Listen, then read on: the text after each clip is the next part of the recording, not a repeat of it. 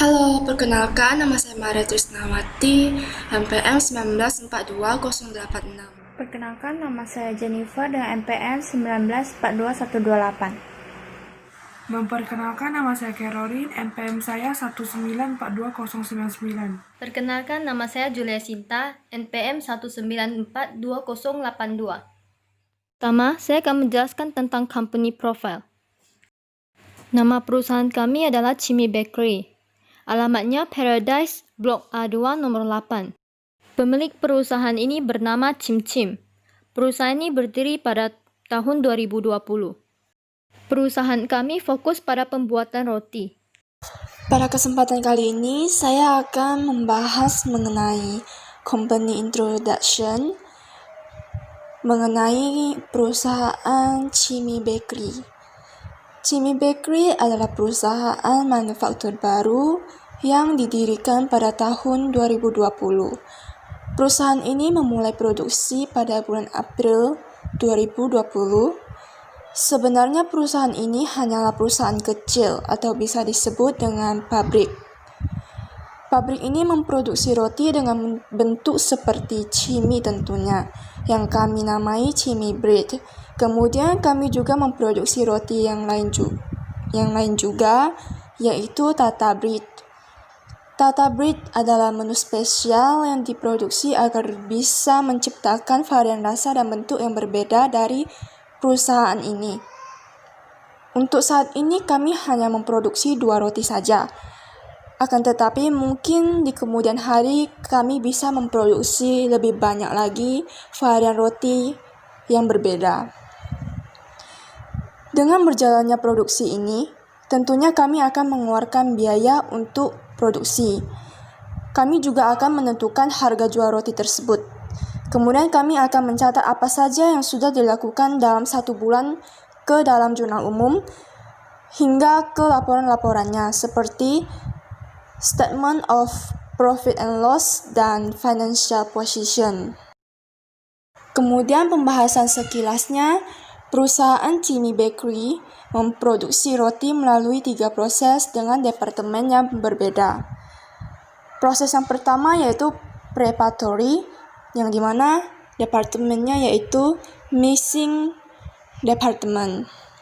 Kemudian proses yang kedua processing, dengan departemennya yaitu proofing, shaping, dan baking. Kemudian proses yang terakhir yaitu finishing, yang departemennya terdiri dari cooling dan packaging. Berikut adalah transaksi jurnal pada bulan April 2020. 1 April, investor mentransfer uang kepada Chimmy Bakery sebesar 600 juta rupiah. 1 April, investor mengisi petty cash 40 juta rupiah. 1 April, membayar sewa selama 1 tahun 20 juta rupiah. 1 April, membayar asuransi untuk 4 tahun sebesar 40 juta rupiah. 2 April, membeli peralatan kantor 20 juta rupiah. 3 April, membeli mesin. Yang pertama, mesin mixing 20 juta rupiah. Yang kedua, mesin proofing 15 juta rupiah. Yang ketiga, mesin shaping 25 juta rupiah. Yang keempat, mesin baking 30 juta rupiah. 4 April, membeli kendaraan 250 juta rupiah. 4 April, membeli perlengkapan kantor dengan petty cash 1.500.000 rupiah.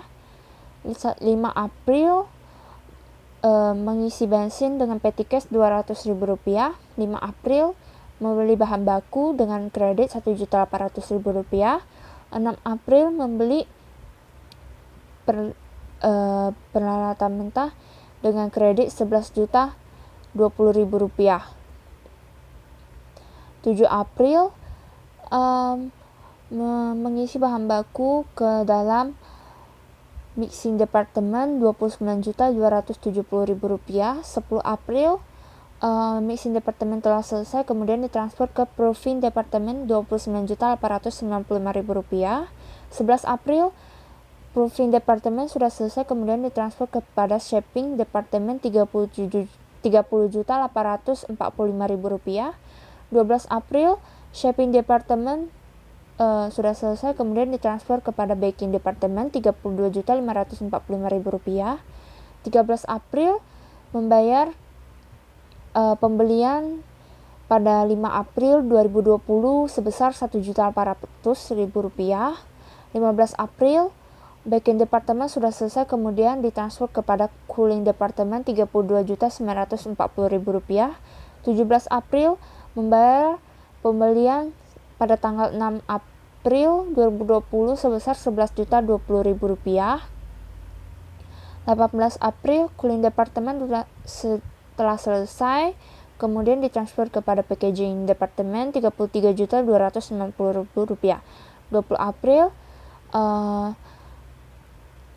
ditransfer dari cooling kepada departemen packaging, udah selesai Rp33.290.000. 21 April, mengisi bensin dengan petty cash Rp200.000. 23 April, menjual 750 unit roti cimi dengan harga Rp22.070, kemudian menjual 200 roti tata dengan harga Rp24.758. Kemudian pada tanggal 25 April menjual 310 roti cimi dengan harga Rp22.070 dan 355 roti tata dengan harga Rp24.758. 26 April menjual 300 roti cimi dengan harga Rp22.070 dan 250 roti tata dengan harga Rp24.758. Pada tanggal 27 April mengisi bensin dengan petty cash Rp200.000. Kemudian tanggal 29 April menerima pembayaran pada tanggal 23 April sebesar Rp21.539.100. Financial statement of profit or loss periode April 2020. Sales Rp49.600.900, other income Rp105.000, totalnya Rp49.705.900. Kemudian COGS Rp33.066.550, overhead control Rp4.510.000. Kemudian other income dikurangi COGS ditambah dengan overhead controlnya dapat gross margin Rp21.149.350. Kemudian dikurangi dengan direct labor expense, insurance expense, office supplies expense, utilities expense, salaries expense, vehicle fuel expense, dan depreciation expense, totalnya Rp4.827.500. Gross margin dikurangi dengan expense, dapatlah net profit yaitu Rp16.321.850. Kemudian balance sheet pada periode April 2020, aset, current asset terdiri dari cash in bank, petty cash, account receivable, office supplies, finished good inventory, prepaid rent, dan prepaid insurance. Dapat dilihat itu totalnya Rp273.759.350. Dan current asset terdiri dari machine mixing, proofing, shaping, baking, kemudian ada office equipment dan vehicle. Totalnya Rp360 juta.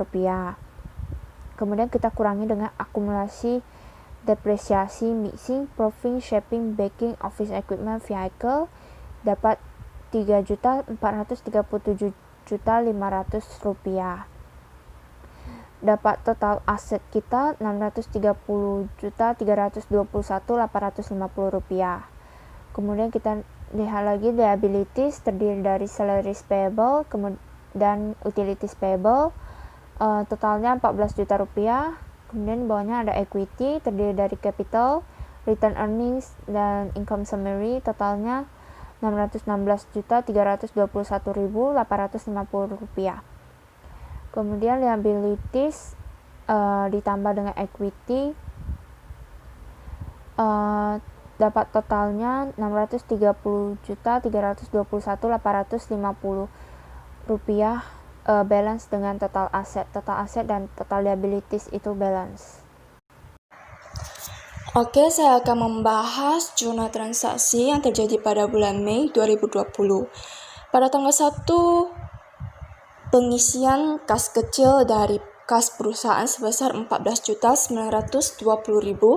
Kemudian tanggal 1 lagi membayar utang gaji yang terjadi pada bulan April 10.400.000. Kemudian pada tanggal 2 menerima pembayaran dari transaksi bulan April sebesar 15.321.300. Kemudian tanggal 2 lagi membayar biaya bahan bakar kendaraan menggunakan kas kecil sebesar 200.000. Kemudian pada tanggal 3 menerima pembayaran pada transaksi yang terjadi pada bulan April sebesar 12.845.500. Kemudian pada tanggal 4 membayar biaya keperluan pada bulan April sebesar 3.600.000.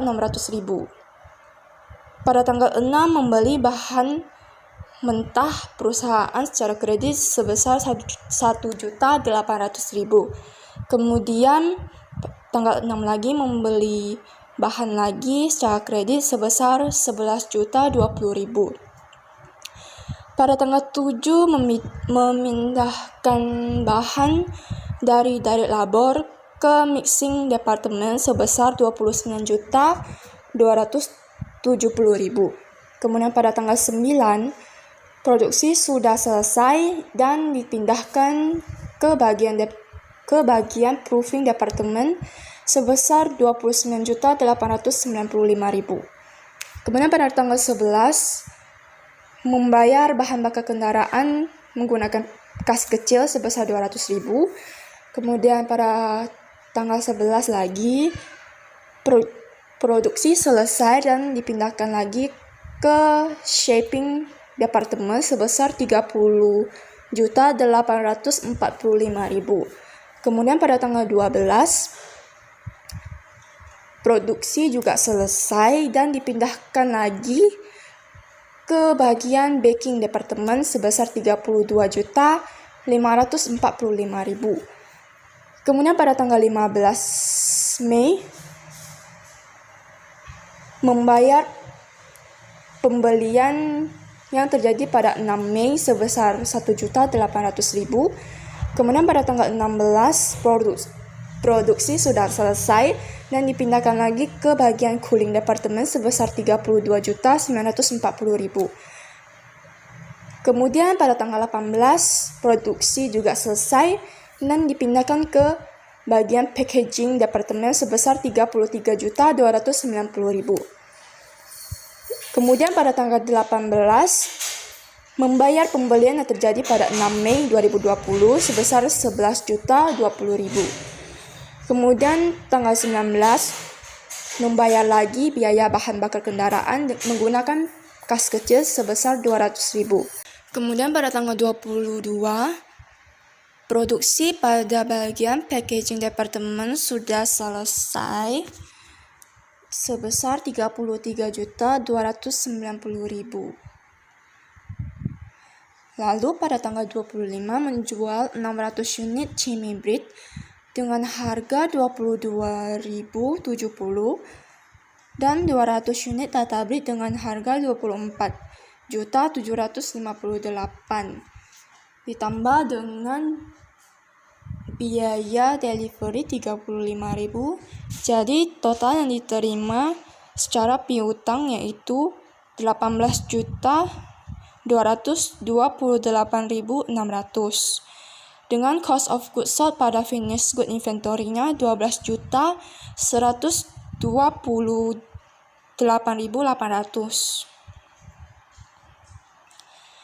Kemudian pada tanggal 26 menjual 45 unit Chimney Bread dengan harga 22.070, dibayar secara cash dengan biaya delivery 35.000.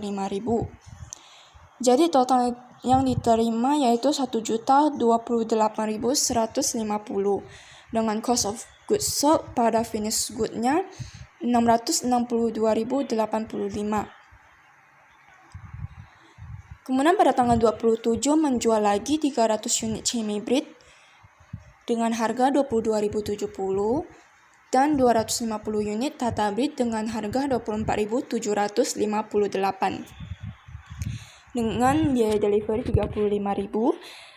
Jadi total yang diterima secara piutang yaitu 12.845.500 dengan cost of goods sold pada finished good inventory 8.540.150. Kemudian pada tanggal 27 lagi terjadi transaksi pembayaran biaya bahan bakar kendaraan menggunakan kas kecil sebesar 200.000. Lalu pada tanggal 28 menjual lagi 300 unit Chimmy Breed dengan harga 22.070 dan 150 unit Tata Breed dengan harga 24.758 dengan biaya delivery 35.000. Jadi total yang diterima secara piutang yaitu 10.369.700 dengan cost of goods sold pada finished good 10.334.700. Kemudian pada tanggal 30 Mei adalah transaksi terakhir pada bulan ini, yaitu menerima pembayaran dari transaksi yang terjadi pada tanggal 25 Mei sebesar 18.228.600. Berikut saya akan membahas tentang financial statement pada bulan Mei. Yang pertama, statement of profit or loss. Sales 42.331.950 ditambah other income-nya 140.000 dan hasilnya 42.471.950.000. COGS 31.665.735.000. Overhead control 4.510.000. Dan total gross margin 15.316.215.000. DL-nya 15.960.000.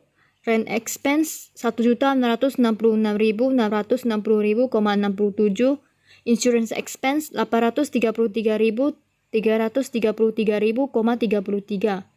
Dan office supplies expense 250.000. Utilities expense 3.600.000. Dan vehicle fuel expense 800.000. Depreciation expense 3.437.500. Dan total expense-nya 5.027.500. Dan hasil net profit-nya 10.288.715.000.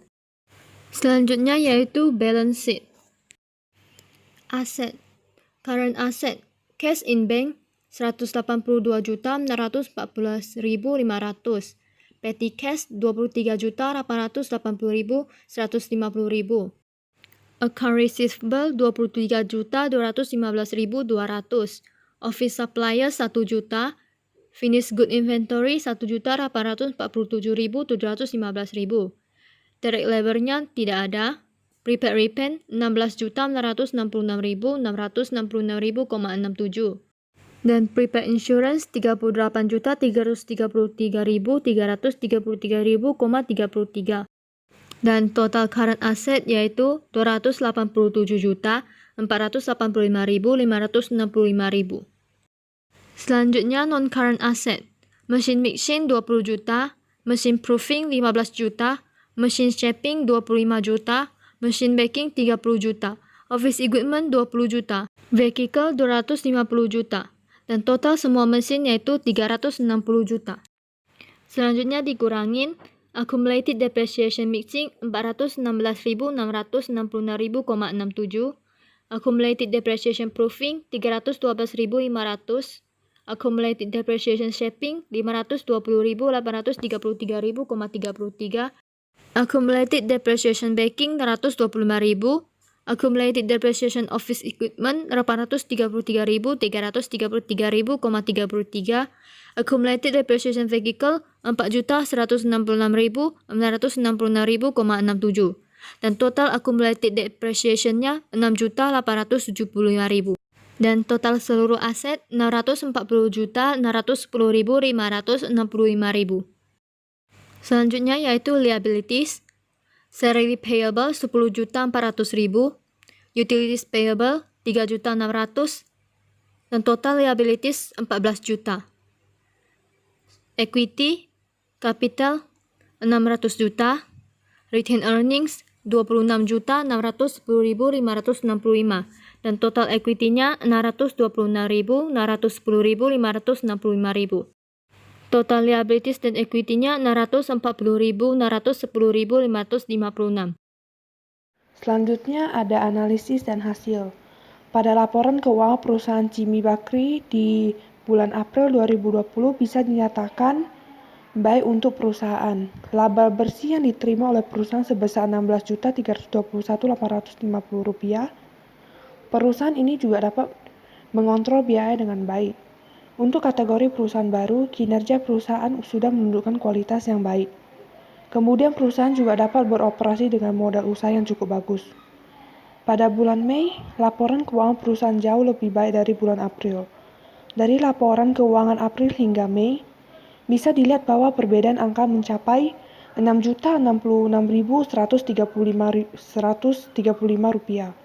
Perbedaan ini disebabkan karena pada bulan April perusahaan hanya menggunakan teori biaya berdasarkan kegiatan sehingga mengubah perhitungan overhead cost pada perusahaan. Pada bulan Mei, perusahaan menggunakan activity-based management teori yang mengurangi aktivitas-aktivitas yang tidak berarti atau berharga untuk memajukan perusahaan. Selanjutnya ada production report pada bulan April. Pertama-tama yaitu ada unit information, unit to account for, unit starternya ada 2000, jadi total unit to account for-nya ada 2000. Selanjutnya ada unit account for, unit starter and complete 2000. Lalu selanjutnya unit complete and started out 2000. Jadi unit account for-nya ada 2000. Selanjutnya kita akan menghitung ekuivalen unit. Unit account for, unit starter and complete pada direct material ada 2000 dan pada conversion cost ada 2000.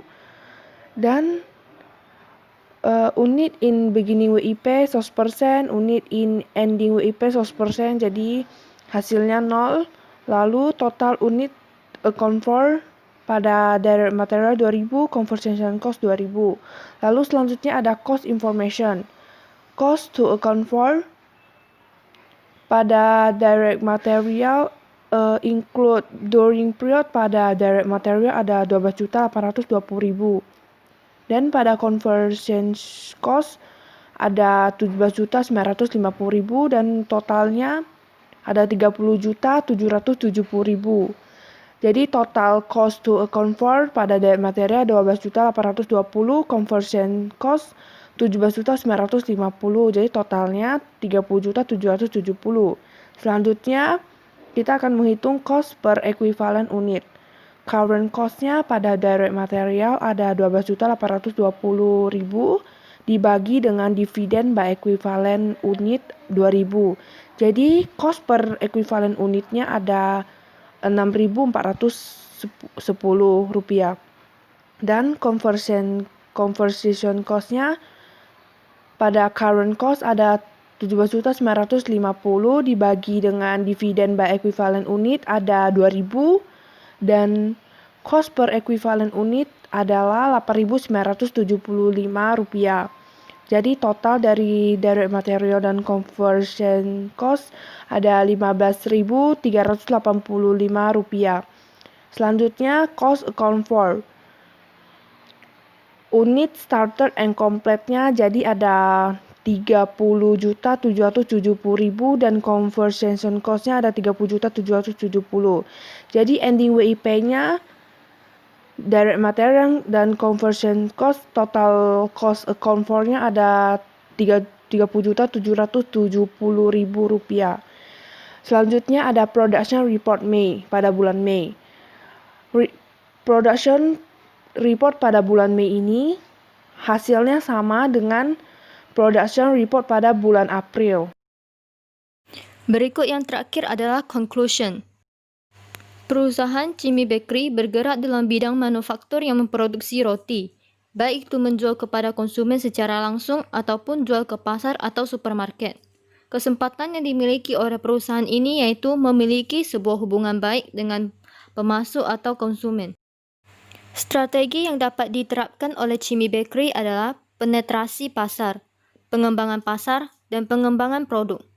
Dengan strategi, Anda dapat mengembangkan dan mengoptimalkan apa yang Chimmy Bakery mampu untuk bersaing. Berdasarkan alternatif, Chimmy Bakery dapat mengembangkan usaha pada aspek sumber daya manusia, pemasaran, keuangan, dan produksi operasional.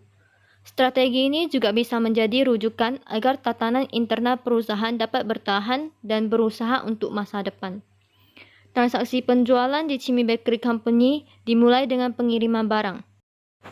Beberapa kontrol internal yang telah diterapkan di perusahaan sudah cukup baik. Namun, perusahaan kami masih memiliki kekurangan dan kelemahan. Semoga di masa depan dapat meningkat menjadi lebih baik dan memberikan kepuasan kepada pelanggan.